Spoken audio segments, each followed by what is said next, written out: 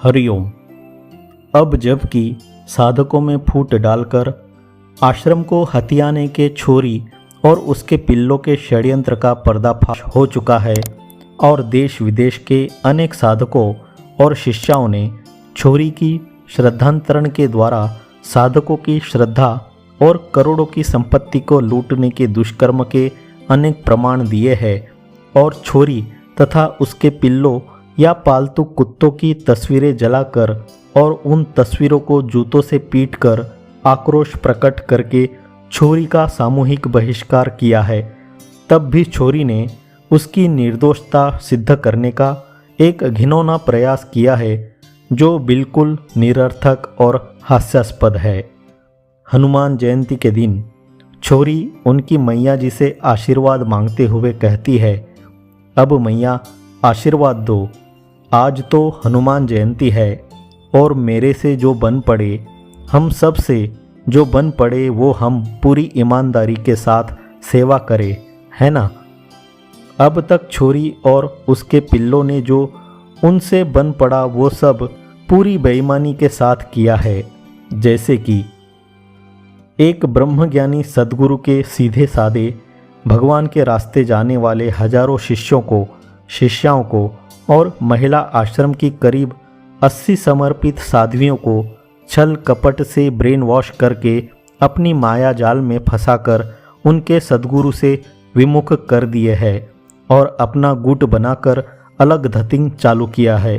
उनमें से जो उनकी स्कूल में नौकरी करती थी उनका कागजों पर सैलरी दिखावे और काली नागिन शीतल कहे भगवान को दक्षिणा रखो, यह कंपलसरी है, खाने पीने के लिए हर महीने घर से पैसे मंगवा के भरो, इतना अत्याचार किया है। 80 में से अब 4-5 चमचियाँ बची, बाकी इधर उधर भटक रही है।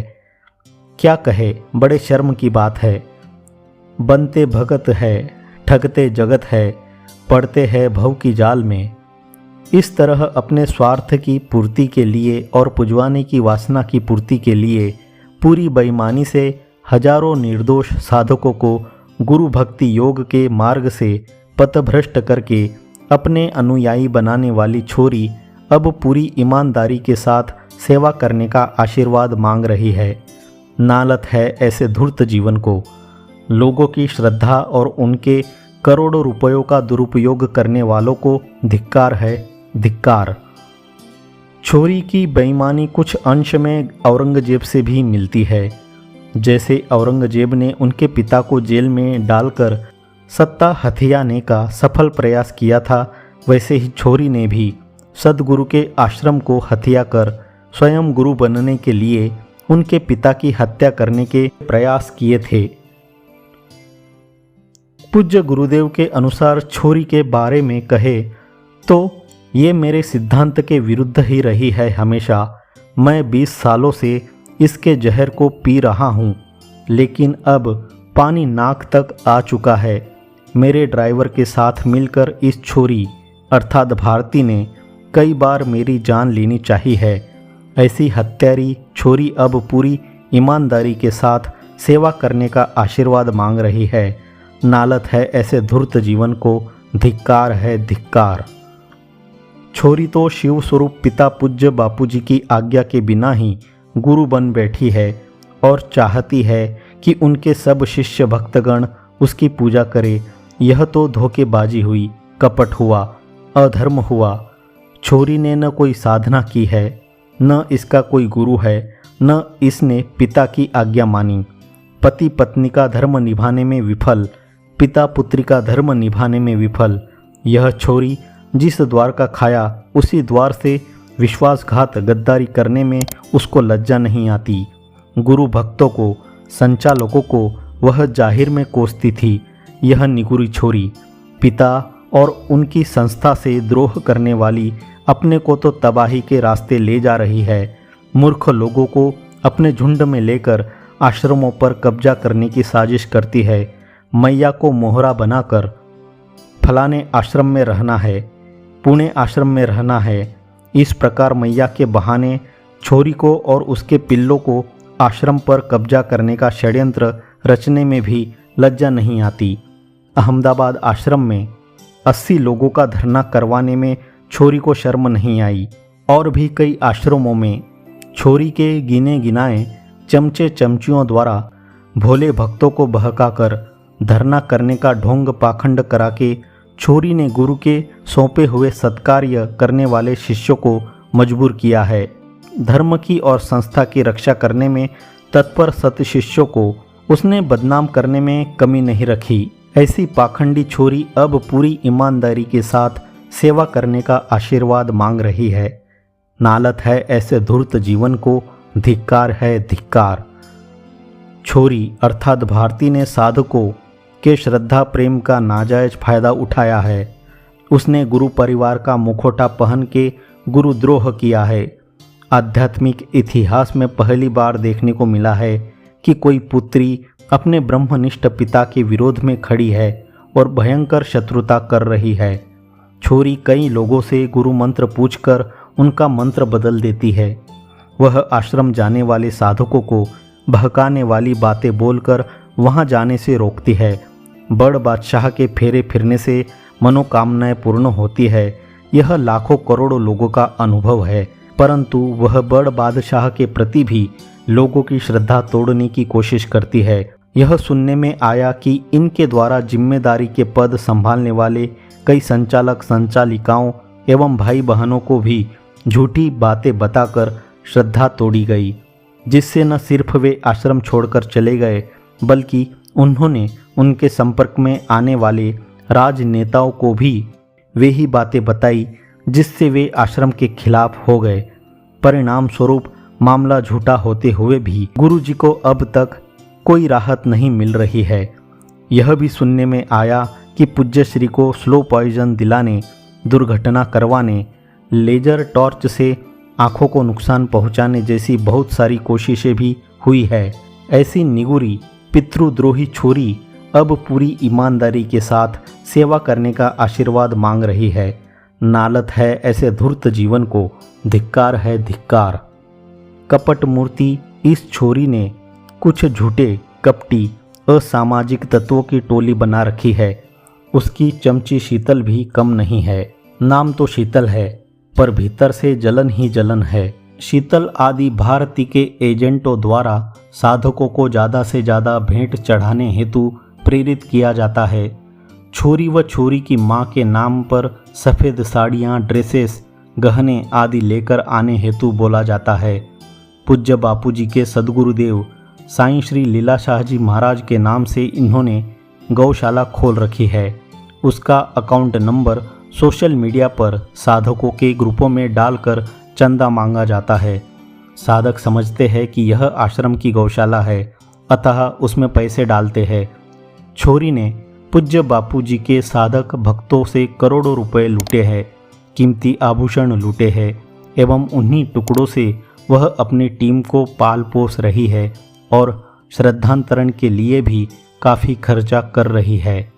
उसके पालतू असामाजिक तत्व भी साधकों को ठग कर उनका भारी शोषण कर रहे हैं, अतः उनसे साधक सावधान रहे। ऐसी ठगनी छोरी अब पूरी ईमानदारी के साथ सेवा करने का आशीर्वाद मांग रही है। नालत है ऐसे धूर्त जीवन को, धिक्कार है धिक्कार। छोरी के पास जो गुरुदेव के भक्तों के पैसे गहने आते थे, देश विदेश से हर पूनम व एकादशी पर एवं सत्संग में जो दक्षिणा के पैसे आते थे, वे मैया जी आश्रम में जमा नहीं करती थी। उस पैसे से उन्होंने करोड़ों रुपए की ज़मीनें उज्जैन, ओमकारेश्वर, व्यासबेट के आजू बाजू में खरीदी है। ऐसी चोरनी छोरी अब पूरी ईमानदारी के साथ सेवा करने का आशीर्वाद मांग रही है। नालत है ऐसे धूर्त जीवन को, धिक्कार है धिक्कार। छोरी अपनी पत्रिका की सदस्यता बढ़ाना चाहती है। केवल यह बात नहीं है, वह ऋषि प्रसाद की सदस्यता को कम भी करना चाहती है, जिसे गुरुदेव ने अपना हृदय कहा है और जिसका एक एक शब्द गुरुदेव का ज्ञान प्रसाद होता है। उस ऋषि प्रसाद को छोरी द्वेष प्रसाद कहती है। गुरुदेव के साधकों से ऋषि प्रसाद की सेवा छुड़ाकर छोरी अपनी मैगजीन की सेवा में लगाती है। ऐसी धूर्त छोरी अब पूरी ईमानदारी के साथ सेवा करने का आशीर्वाद मांग रही है। नालत है ऐसे धूर्त जीवन को, धिक्कार है धिक्कार। छोरी अपने स्वार्थ के लिए निर्दोष पूज्य बापूजी के खिलाफ गवाही देने के लिए भी तैयार है। वह उन एडवोकेट के पास गई जो बापूजी का केस देख रहे थे और बोली, यदि मैं बापूजी के खिलाफ गवाही दे दूं तो मैं छूट जाऊंगी ना। बापूजी तो अंदर है ही, उन्हें हम बाद में छुड़ा लेंगे। उन एडवोकेट ने उसे उत्तर दिया, आप मेरी केबिन से तुरंत बाहर निकल जाइए। आपसे तो अच्छी मेरी बेटियां हैं कि कम से कम वे मेरे साथ निभा रही है। आप तो न एक शिष्या बन पाई न एक बेटी ही बन पाई। ऐसी पितृद्रोही छोरी अब पूरी ईमानदारी के साथ सेवा करने का आशीर्वाद मांग रही है। नालत है ऐसे धूर्त जीवन को, धिक्कार है धिक्कार। निगुरी छोरी पुजवाने के लिए परम पूजनीय भगवान शिव और गुरु को अपमानित करने में भी संकोच नहीं करती। वह कहती है कि जब हम गुरु को शिव स्वरूप कहते हैं तो उनकी अर्धांगिनी को शक्ति स्वरूप ही समझना चाहिए। तो शिव में से अगर ईकार हट जाए तो शिव का क्या हो जाता है? शव। शिव में ई न हो तो शिव शिव नहीं रहते, क्या हो जाते हैं? शव।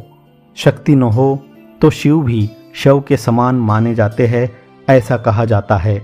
हमारे लिए अगर हमारे गुरु शिव स्वरूप है तो हमारी मैया जी शक्ति स्वरूप है। शास्त्रों के विपरीत बातें बताकर अपनी पुजवाने की वासना पूर्ति के लिए श्रद्धालुओं को गुमराह करने में छोरी को लज्जा नहीं आती।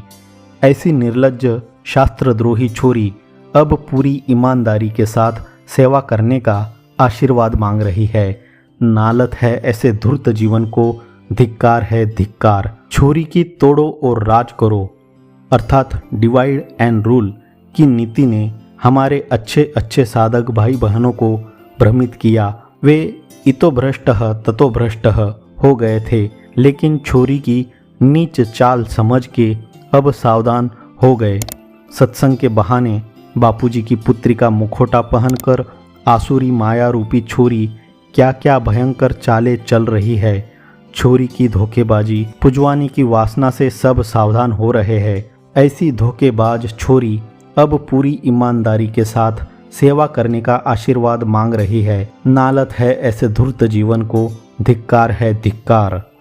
ऐसी छोरी को उनकी मैया जी प्रमाण पत्र देती है कि उसमें सद्विचार है, सद्भावना है और सेवा भावना है और वे उनसे संतुष्ट है और उनको हनुमान जी जैसी सेवा करने की सीख देती है।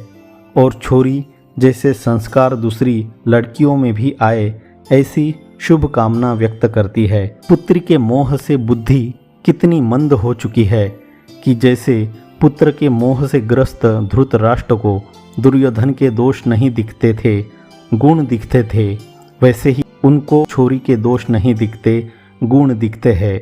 गुरु भक्तों का श्रद्धांतरण करके खुद को पुजवाने वाली छोरी में उनको ईश्वर भक्ति दिखती है। गुरु भक्तों के करोड़ों रुपयों का शोषण करने वाली छोरी में उनको सेवा भावना दिखती है और पितृद्रोही बेटी में उनको सद्भावना और चरित्र की संपत्ति दिखती है। यह उनका दोष नहीं है, मोह का दोष है। इसलिए बुद्धिमान गुरु भक्त साधक अब उनको बस कंडक्टर की बहन कहते हैं, पूजनीय माताजी नहीं कहते।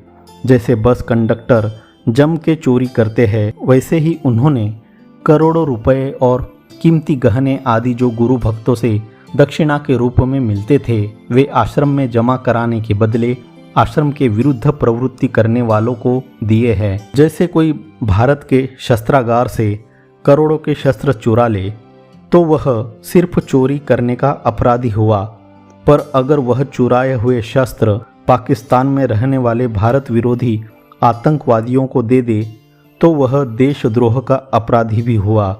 ऐसे आश्रम के भक्तों से प्राप्त करोड़ों रुपए आश्रम विरोधी प्रवृत्ति करने वाले को देना गुरुद्रोह का और धर्मद्रोह का एक अक्षम्य अपराध है। गुरुदेव उनको क्षमा कर देते अगर वे अपराध कबूल करके वह धनराशि आश्रम को लौटा देते, लेकिन ऐसा कुछ करने के बदले वे आश्रम विरुद्ध कार्य करने वालों पर संतुष्ट है और उनको वैसे कार्य करने के लिए आशीर्वाद दे रही है। वे हमारी गुरु माता तब तक थी जब तक हमारे गुरुदेव के सिद्धांत के अनुसार चलती थी। जब से वो मनमुख होकर गुरु के आगे झूठ बोलने लगी, गुरुद्रोहियों का साथ देने लगी, तब से सच्चे शिष्यों के लिए वो बस कंडक्टर की बहन ही रह गई।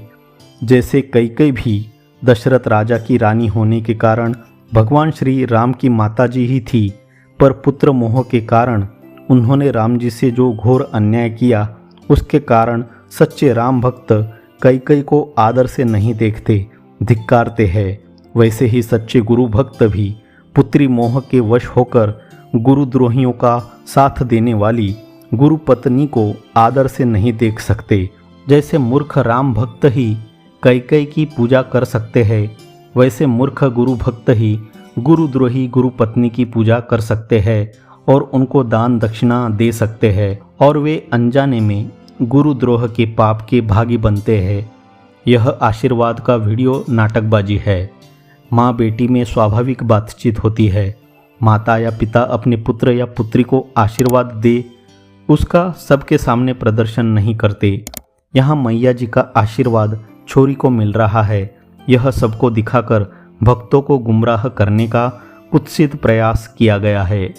माँ बेटी आपस में अपनी मातृभाषा में बात कर सकती है, जबकि इसमें सिंधी भाषा का उपयोग नहीं किया गया, क्योंकि सबको दिखाने का उद्देश्य है, इसलिए हिंदी भाषा में धतिंग किया गया है।